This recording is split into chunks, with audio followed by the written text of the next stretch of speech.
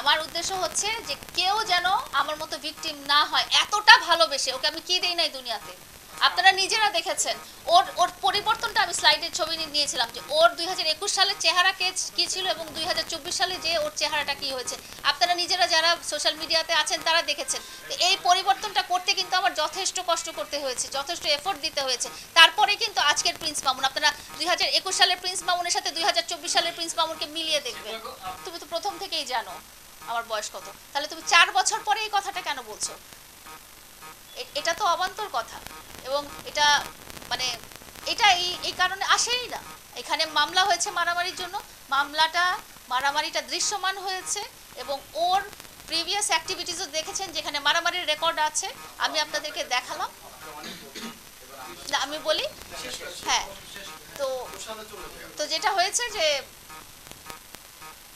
বয়স ওর সাথে আমার কি রিলেশন বা কি বয়স সেটা না, একটা মানুষ হিসেবে, একটা নারী হিসেবে আমি ফিজিক্যালি অ্যাসল্টেড হয়েছি, সেটার জন্যই আমি মামলাটা করেছি এবং বিচার চেয়েছি আমি দুইটা কারণে।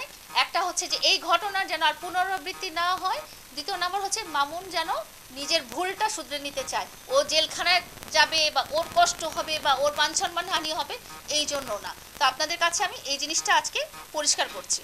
এটা এই মামলার সাথে রিলেটেড না, না না না, এটা এই মামলার সাথে রিলেটেড না। এটা যখন বলার দরকার হবে তখন আমি বলবো। না না, এটা এই মামলার সাথে রিলেটেডই না। এটা তো বলছি যে এটাতে এই মামলার সাথে রিলেটেড না। আমি ফিজিক্যালি অ্যাসল্টেড হয়েছি, এটা একটা মানুষ হিসেবে অ্যাসল্টেড হয়েছি। আমি ওর বউ বা আমি ওর গার্লফ্রেন্ড বা এই হিসেবে তো আমি এটা তুলি নাই। সো এই রিলেটেড ইস্যুটা এই মামলার সাথে জড়িত না। আমি এখানে আজকে কথা বলতে এসেছি মামলা বিষয়, এই ব্যাপারে আপনারা কথা বলুন। না না, আপনাকে আমি স্লাইডগুলো কেন দেখালাম? আপনার কোশ্চেন আমি বুঝতে পেরেছি। না না, আপনার কোশ্চেন আমি বুঝতে পেরেছি, আপনি আমারটা বলতে দেন। আপনার কোশ্চেন আমি বুঝতে পেরেছি। আপনি বলেছেন কোন অধিকারে সে আমার গায়ে হাত তুলেছে, তাই তো? ওই বাকি ছেলে যাদের গায়ে হাত তুলেছে ও কোন অধিকারে হাত তুলেছিল? না, ড্রিঙ্কস অবস্থায় কি মনে হচ্ছে আপনার? ড্রিঙ্কস অবস্থায় না, কোনোটাতেই তো ড্রিঙ্কস অবস্থায় না। কেন ওই যে অনুষ্ঠান উদ্বোধন করতে গেলে ওখানে কি ড্রিঙ্কস অবস্থায় ছিল? আপনি শুধু কোশ্চেনের খাতিরে কোশ্চেন করলে তো হবে না ভাইয়া। এখানে কোনোটাতেই সে ড্রিঙ্কস অবস্থা। ওর মানসিক সমস্যা নেই, ওর শিক্ষাগত সমস্যা আছে, নৈতিক শিক্ষাগত সমস্যা আছে। যে মানুষকে মারা বা মানুষকে ক্ষতি করাটা এটা ঠিক না, এটা ওকে ছোটবেলা থেকে শেখানো হয় নাই। এবং ও আমাকে বলতো যে ও মিরপুর রোড দিয়ে যখন হাঁটতে হাঁটতে যেত বা বনানীর রোড দিয়ে হাঁটতে হাঁটতে যেত, ও রাস্তায় মানুষকে মারতে মারতে যেত। এই জিনিসটা ছোটবেলা থেকে ওকে শেখানো হয় যে ওরা আমাকে ওরা কনভিন্স করতে পারে। ওরা যদি আজকে এখানে এসে দাঁড়ায় তখন আপনাদের মনে হবে যে লায়লা যেসব বক্তব্য দিয়েছে সব ভুল বলেছে, কারণ তাদের কনভিন্সিং পাওয়ার অনেক বেশি।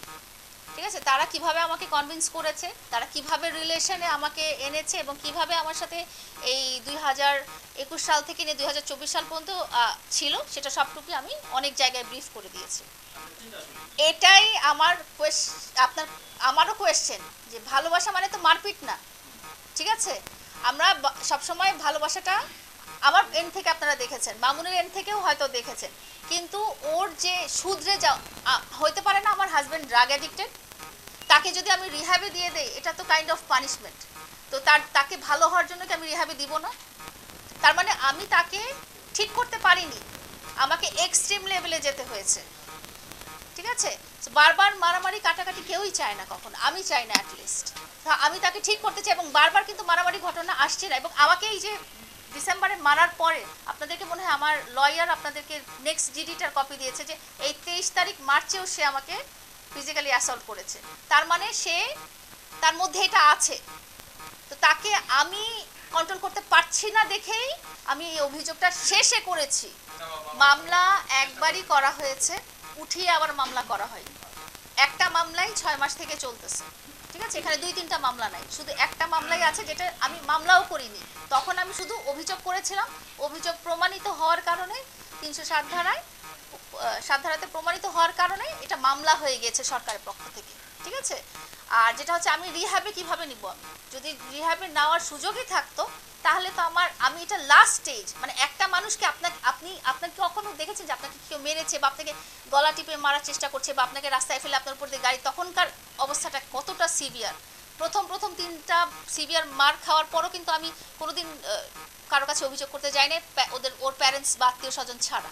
এবং দেখেছি যে তারা এটা আমলে নেয়নি, এর কারণেই তো আজকে এত দূর চলে আসছে। এই যে না, আমি তার সাথে থাকবো না এটা কোনোদিনও বলিনি।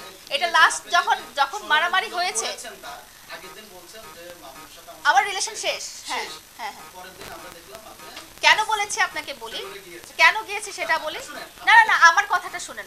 আপনি খালি কোয়েশ্চেন করেই যাচ্ছেন। 29 তারিখে আমি স্ট্যাটাস দিয়েছি 30 তারিখে, ঠিক আছে? 29 তারিখে আমার বাসায় এসেছিল।